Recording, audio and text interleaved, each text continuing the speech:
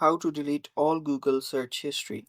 Hello guys, this is Atticus and welcome back to another tutorial video. In today's video, I'm going to teach you how you can delete all Google's search history. Now before we begin, if you guys are new to our channel, head down below and hit the subscribe button so you don't miss out on our future videos. Also press the bell icon so you get notified when we release our new videos. Now let's begin. First step is open up your Google Chrome. Then on the top right corner, you'll find three dots. Tap on that. And now you'll need to head over to settings.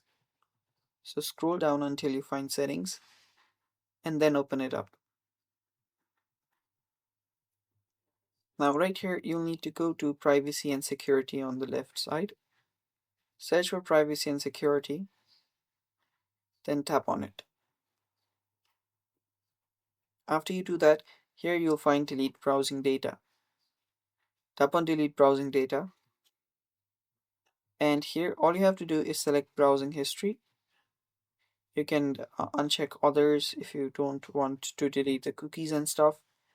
Then simply press on delete data to delete all of your browsing history and you should be good to go.